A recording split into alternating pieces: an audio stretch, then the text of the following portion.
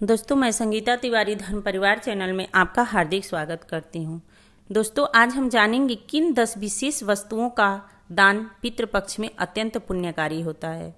दोस्तों, अगर पितृपक्ष में दान की बात करें तो कभी भी कर्ज लेके दान नहीं करना चाहिए। हमेशा अपने क्षमता के अनुसार ही दान करना चाहिए।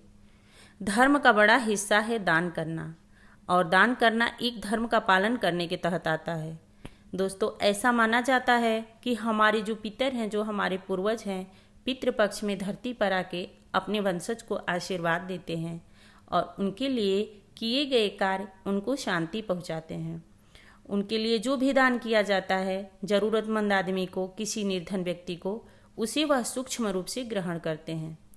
दोस्तों, पितृपक्ष में 10 विशेष वस्तुओं के दान को महादान कहा जाता है।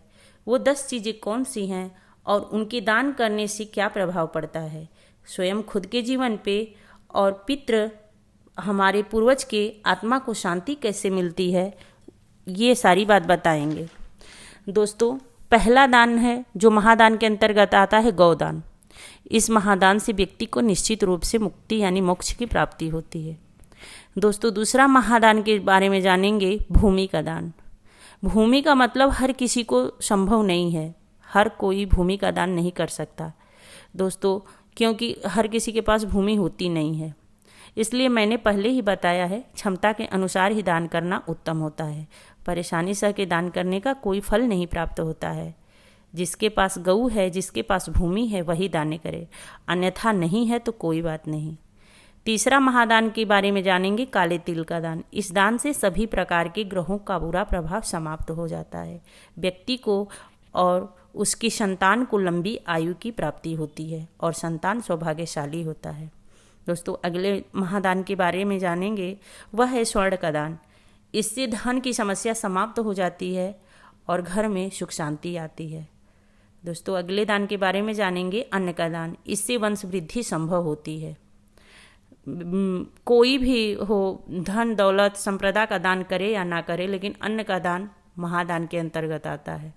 क्योंकि जो अन्न का दान नहीं किया था तो उसको मृत्युलोक में जाने के बाद, स्वर्गलोक में जाने के बाद उसको सोने चांदी ही खाने को मिले। जब उसने प्रश्न किया कि हमको क्यों सोना चांदी मिल रहा है, हमको अन्न क्यों नहीं मिल रहा है, तो इंद्रदेव ने बताया कि आपने कभी अन्न का दान ही नहीं किया, हमेशा सोना चांदी जवाहरात का ही किया है। आप बड़े दानी होके भी अन्न का दान नहीं किए।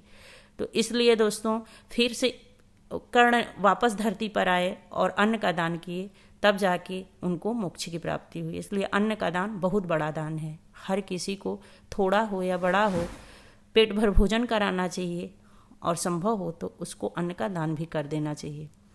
दोस्तों, अगले दान के बारे में जानेंगे, भूमि भवन की समस्या समाप्त करता है, वो है गुड़ का दान।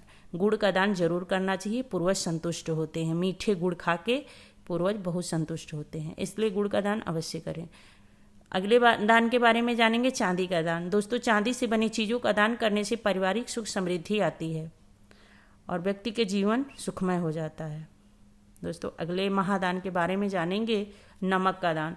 इससे पूर्वज की मुक्ति मिलती है, पूर्वज को मुक्ति मिलती है। अगर पूर्वज प्रेत योनि में भटकते हैं तो वंशज नमक दान किसी गरीब जरूरतमंद को देता है तो उससे पितृगण को मुक्ति मिल जाती है और वंशज को ढेर सारा आशीर्वाद प्राप्त होता है। दोस्तों, अगले दान के बारे में जानेंगे, वो घृत का दान। दोस्तों, गाय के दूध से बने घृत का दान बहुत ही प्रभावशाली होता है। इस दान से बुद्धिमान संतान की प्राप्ति होती है। ऐसे संतान जो लंबी आयु वाला होता है तथा संपत्ति पर राज करने वाला होता है। दोस्तों, मैंने 10 महादान के बारे में बताया है, लेकिन आपके पास जितना संभव हो आप उतना ही अपने पितृदेवता के नाम से दान करें। लेकिन अवश्य थोड़ा दान हो या ज़्यादा दान हो, लेकिन दान अवश्य करें। अपनी क्षमता के अनुसार जितना संभव हो सके जरूर दान करें। उम्मीद करते हैं वीडियो पसंद आई होगी। अगर पसंद आए तो लाइक और शेयर करिएगा। दोस्तों, चैनल पे पहली बार हैं तो प्लीज़ सब्सक्राइब करिएगा। हर हर महादेव।